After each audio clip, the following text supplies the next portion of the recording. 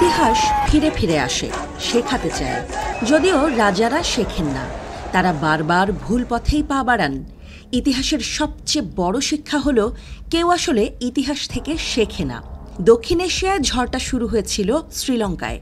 সরকার বিরোধী আন্দোলন, তার বিপরীতে ভয়াবহ দমনপীড়ন।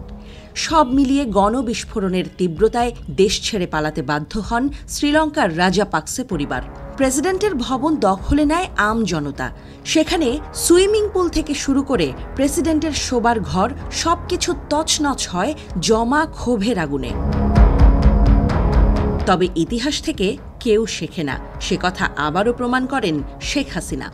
নিজের গায়ে স্বৈরাচার তকমা নিজ যোগ্যতায় সেঁটে নেয়া শেখ হাসিনাও জনমত বুঝতে অক্ষম হলেন। বাতিল কোটা প্রথাকে চালু করতে গিয়ে তিনি দেশের মেজরিটি মানুষের মতামতকে তুচ্ছ-তাচ্ছিল্য করলেন। চারপাশ ভরিয়ে রাখা চাটুকারদের কথায় ঢাললেন আগুনে ঘি।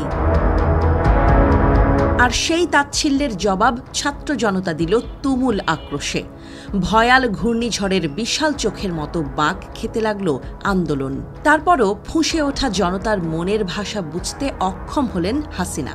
ভাবলেন বরাবরের মতো এবারও ছাত্রলীগ নামের পেটোয়া বাহিনী লেলিয়ে ক্যাম্পাসগুলো বন্ধ করে দিয়ে পার পেয়ে যাবে।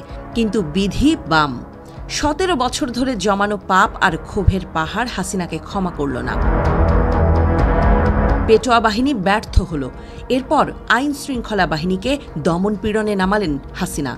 গুলি চলল, বুক চিতিয়ে দিলেন আবু সাইদরা। মৃত্যুর মিছিলে মৃত্যুকে রুখে দাঁড়ালো দেশের কোটি জনতা। বন্দুক ব্যারাকে রেখে হাসিনা 5 আগস্ট পালাতে বাধ্য হলেন। স্বজনপ্রীতি করে যাদের পুষলেন এতদিন, তারাও জনতার রোষ থেকে হাসিনাকে বাঁচাতে পারেনি। উল্টো তাকে আগুনের মধ্যে রেখেই আগেই পালিয়েছেন অনেকেই। তারপরও দক্ষিণ এশিয়া ইতিহাস থেকে শেখেনি। এবার আগুন লেগেছে নেপালে। সেখানেও বাংলাদেশের মতো ফুঁসে উঠেছে জেনজি। সরকারের স্বজনপ্রীতি আর দুর্নীতির বিরুদ্ধে রুখে দাঁড়িয়েছে তারা। তবে সরকার এখানেও হাঁটছে উল্টো পথে। আন্দোলনকারীদের দাবিতে মনোযোগ না দিয়ে নেপাল সরকার ফেসবুক সহ বহু সামাজিক যোগাযোগ মাধ্যম বন্ধের সিদ্ধান্ত নেয়। তবে এখানেই সেই হাসিনার ভুল। নেপাল সরকারও দেখেও শেখেনি। তারা ভুলেই গেছে হাসিনা খোদ ইন্টারনেট ব্ল্যাকআউট করে জেন জি এর যুগান্তকারী বিদ্রোহ দমাতে পারেনি। মানুষের রক্তে আগুন লেগে গেলে তাকে আসলে সোশ্যাল মিডিয়া বন্ধ করে রোখা যায় না। তবে নেপালে এই ঘটনার শেষ দেখছেন না অনেকে। তারা বলছেন নানা সরকারি দুর্নীতি আর অপরাধের ক্লিষ্ট দক্ষিণ এশিয়ায় এই আগুন আরও ছড়াবে। কারণ দীর্ঘদিন ধরে এখানকার টেকটনিক প্লেটগুলোতে জমছে ক্ষোভের চাপ। আর সেই প্লেট ঝাঁকুনি দিয়ে উঠলেই বড় কম্পন শুরু হবে।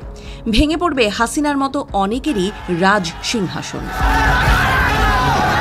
বিশ্লেষকদের একটা অংশ মনে করছেন বিদ্রোহের এর পরের ঢেউটা লাগতে পারে ভারতে। কারণ দেশটিতেও বহুবিধ ক্ষোভ বহুকাল ধরে দানা বাঁধছে।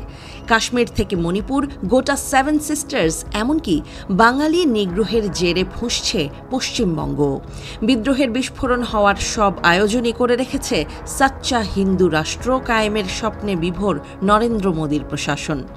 তাই বিদ্রোহের ঢেউয়ে ভারত টুকরো টুকরো হয়ে ছিটকে পড়লেও অবাক হওয়ার কিছুই নেই। পাঞ্জাবের খালিস্তান আন্দোলন পাটনায় পৌঁছাতে খুব একটা সময় লাগবে কি?